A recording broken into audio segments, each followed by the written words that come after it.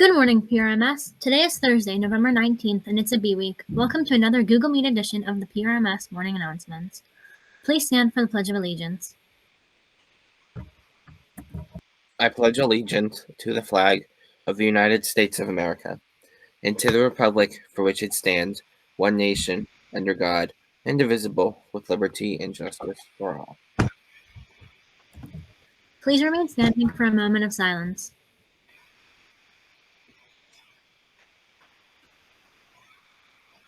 Thank you. You may be seated.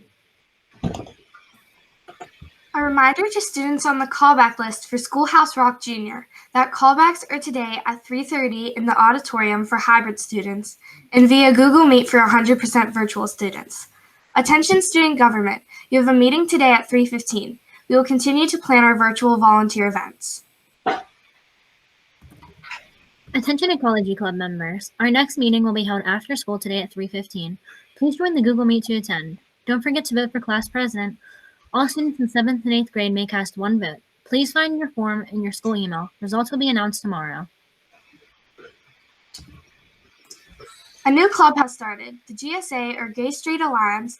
We want all students to feel supported and safe at PRMS. Our first meeting will be held virtually on December 1st at 3:30. Please sign up or please email or see your counselor or Mrs. Welshons for more information or to sign up. Let's get a grant for our lunch report. For today's lunch, we'll have roasted turkey and gravy, breaded chicken fillet sandwich, Bosco sticks with sauce, an Italian hoagie, ham and cheese sub, garden or chef salad, seasonal sides, and a holiday treat. Now back to you. Thanks, Grant. Now let's go to our breakfast report with Ava. For Friday's breakfast, we'll have breakfast pizza, Cinny Minis, bagel with cream cheese, a choice of cereal, which will be Cheerios, Frosted Flakes, and Cinnamon Toast Crunch, muffins, which will be blueberry, apple cinnamon, or chocolate chip, strawberry or cinnamon Pop-Tarts, apple cinnamon Nutri-Grain bar, yogurt, and choice of fruit and milk. Now back to you. Thanks for that breakfast report. Now let's go to the weather report with Ava again. For today's weather, it will be partly cloudy, a high of 62, a low of 47, and a 0% chance of rain and snow. Friday's weather will be partly cloudy, a high of 62, a low of 43, and a 0% chance of rain and snow. Now back to you. Thanks, Ava. Last week was Veterans Day, and we would like to share this letter with you. This is a letter sent from a soldier during World War I to his sweetheart. Little sweetheart, at last, dear, a few moments of rest where I can sit down and write you a few lines. Well, darling girl, I know that you're happy now, as indeed everyone, for I think the world should send a few fervent prayers to the heaven, that the world is once more free from the hate which was held for more than 4 years.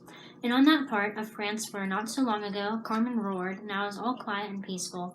I was up for the last few days of it, and it was terrible. It was like a monster of some great unknown viciousness, giving vent to its last hateful struggle. And promptly at 11 everything seized to its great calm, swept over the lines, and then the men realized that it was all over and we had won. It was wonderful, and the Germans almost went mad with joy. All that night, all the lines were lit with rockets and very lights, and you could hear singing all along. And now, dear, our thoughts turn to home. Before I would ever allow myself to think of home, its luxuries, for we had too big a job on hand, but now all is different, and my thoughts are constantly with you.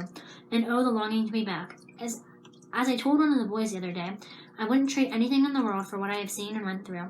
But dear, I wouldn't want to go through it again. War is surely a terrible school, but in it a man finds out how men die without murmur. How they go on and go on with grim smiles and empty stomachs.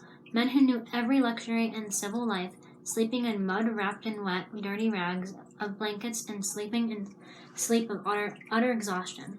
But they say through suffering can men's souls be known. Well, I say men suffer in it. They're also shown something fine, something one would not expect to find under the exteriors. Somehow it showed me for the first time the real brotherhood of a man, and it was wonderful. I was just thinking today what a wonderful Thanksgiving it will be in the world this year, and you folks back home feasting on the good things the earth must not forget that God has given us through this wonderful victory, and we owe him all the prayers we can offer. I don't suppose our Thanksgiving dinner will be very wonderful, but even though it is corned beef and hardtack, I will give thanks that I have been spared to eat even that. and there are thousands of others out there who feel the same way about it. I would like to have been on the old USA to witness the scene which followed the news of the armistice. I know it could, but not have been wonderful. What you are feeling, darling girl. Dear, I have some sad news. And you know the little testament you gave me?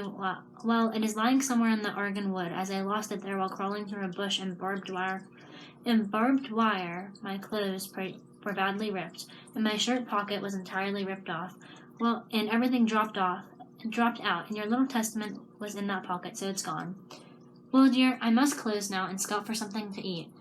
Until another opportunity to write arises. Floyd.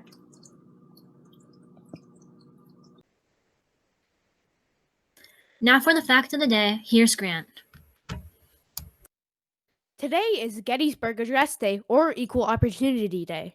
In just 271 words, beginning with the now iconic phrase 7 years ago, referring to the signing of the Declaration of Independence 87 years earlier, Lincoln described the U.S. as a nation conceived in liberty and dedicated to the proposition that all men are created equal, and represented the Civil War as a test that would determine whether such a nation could endure.